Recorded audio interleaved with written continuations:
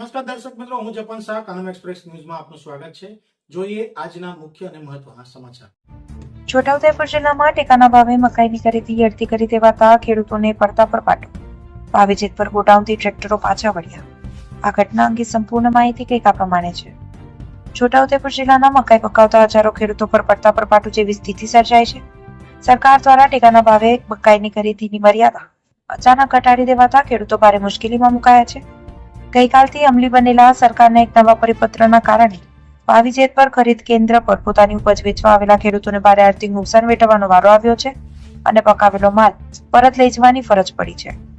ચાલુ સિઝનમાં છોટાઉદેપુર જિલ્લામાં 3600 કરતા વધુ ખેડૂતોએ ટેકાના ભાવે મકાઈ માટે વેચવા માટે ઓનલાઈન રજીસ્ટ્રેશન કરાવ્યું હતું।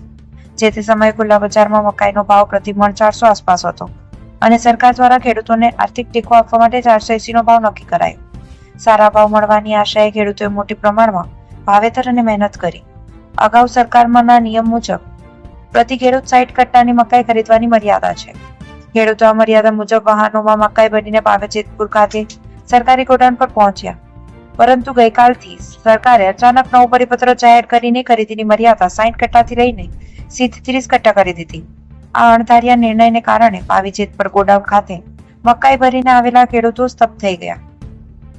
અડધો જ માલ ખરીદી કરતા ખેડૂતોના મહા મહેનત અને મોંઘા ભાડાના ટ્રેક્ટરો ભરીને લાવેલી મકાઈની પરત લઈ જવાનો વારો આવ્યો।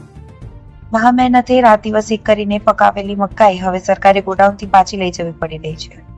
ટ્રેક્ટરનું ભાડું માથે પડ્યું છે અને હવે ઘરનું ગુજરાન ચલાવવા માટે અમારે આ મકાઈ બજારમાં ખૂબ જ ઓછા ભાવે વેચવા મજબૂર બનવું પડશે। સરકારના આ ખેડૂત વિરુદ્ધ પરિપત્રને પગલે સ્થાનિક કક્ષાએ ભારે રોષ જોવા મળી રહ્યો છે। આ મામલે હવે ભાજપના જ એક સક્રિય કાર્યકર એવા લલિતભાઈ વકીલ ખેડૂતોના વહારે આવીને પોતાની સરકાર સામે બે હાથ જોડીને વિનંતી કરી છે।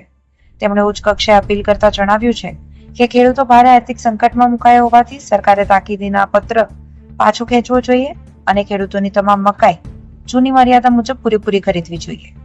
હવે જોવાનું એ રહ્યું કે જિલ્લા તંત્ર અને સરકાર આ બાબતે વહેલી તકે કોઈ વચ્ચેગાળાનો રસ્તો કાઢે છે કે પછી જગતના તાતને ફરી એકવાર વેપારીઓના ભરોસે સસ્તા ભાવે માલ વેચી દેવો પડશે। ગોડાઉન પર કટ્ટા લઈને આવ્યા, એમાં 61 કટ્ટા થયેલા અને હવે 12 વાગે જેવો પરિપત્ર થયો એમ કરીને હવે 30 કટ્ટા ખરીદવાની વાત કરે છે અને 31 કટ્ટા પાછા અમારા જે તે વાહનમાં ભરી આપ્યા છે। હવે સરકાર ના પાડે છે એમ કરીને અમને કટ્ટા ભરી આપ્યા છે એટલે ના પાડે છે।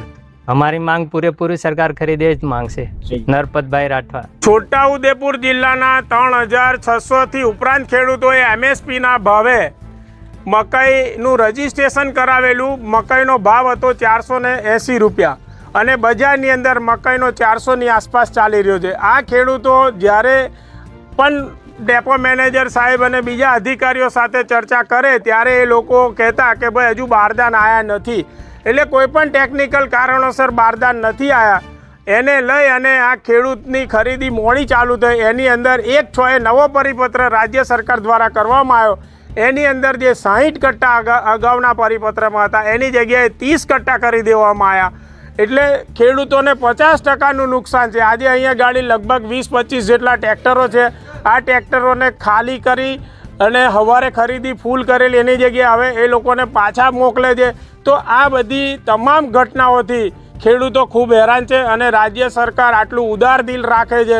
રાજ્ય સરકાર દરેક સંકટોની અંદર ખેડૂતોની સાથે ઊભી રહે છે। તો અમારી ભારતીય જનતા પાર્ટીના સક્રિય સદસ્યની નાતે હું રાજ્ય સરકારને વિનંતી કરું છું છોટાઉદેપુર જિલ્લાના ખેડૂતો વતી કે આ પરિપત્ર મોટું બંધ રાખી અને પરત ખેંચે અને આ ખેડૂતોને 2 પૈસા આ સમયે મળે એવું કરવા માટે માનનીય મુખ્યમંત્રી શ્રી ભૂપેન્દ્ર પટેલ સાહેબ અને માનનીય કૃષિ મંત્રી શ્રી જીતુભાઈ વાઘાણી સાહેબને અમારી 2 હાથ જોડીને વિનંતી છે કે આ પરિપત્ર પરત ખેંચાય અને તમામ ખેડૂતોનો માલ પૂરો લેવાય એવી જ અમારી માંગણી છે।